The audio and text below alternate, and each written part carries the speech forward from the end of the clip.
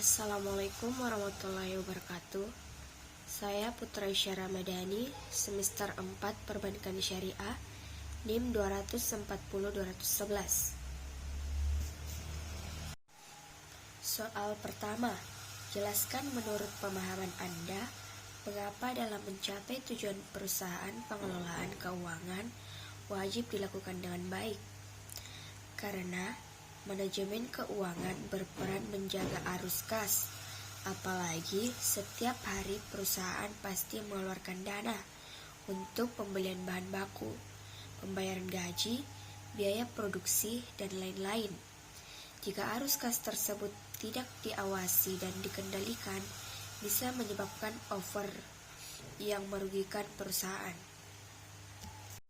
Soal kedua, mengapa dalam pencapaian tujuan perusahaan memiliki keterkaitan erat dengan laporan keuangan? Jadi, dalam memperoleh laporan keuangan suatu perusahaan, maka akan dapat diketahui kondisi keuangan perusahaan secara menyeluruh.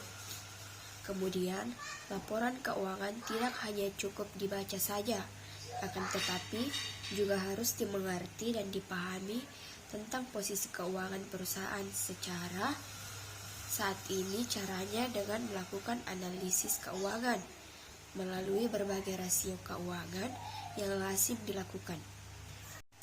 Soal ketiga, coba Anda jelaskan dalam proses pencapaian tujuan perusahaan, analisis rasio keuangan itu wajib dilakukan. Analisis rasio keuangan dimanfaatkan sebagai alat ukur yang ada pada keuangan suatu perusahaan di masa periode tertentu.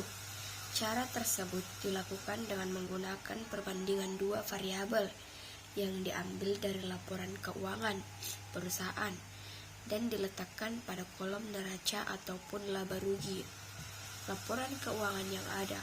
Analisis rasio mencakup penilaian bagaimana pos dalam laporan keuangan saling berhubungan satu sama lain.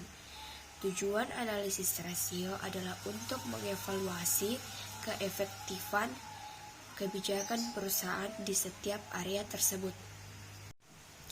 Soal keempat, mengapa dalam proses penyusunan perencanaan keuangan sebaiknya didukung oleh peramalan keuangan?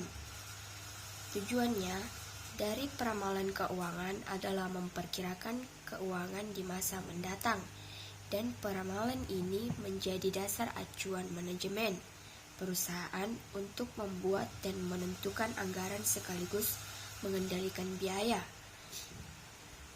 Mengusahakan melakukan peramalan jangan sampai menimbulkan ongkos yang terlalu besar ataupun terlalu kecil. Keakuratan peramalan dapat ditingkatkan dengan mengembangkan model lebih kompleks, dengan konsekuensi biaya menjadi lebih mahal.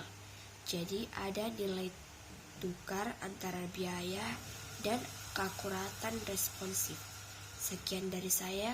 Wassalamualaikum warahmatullahi wabarakatuh.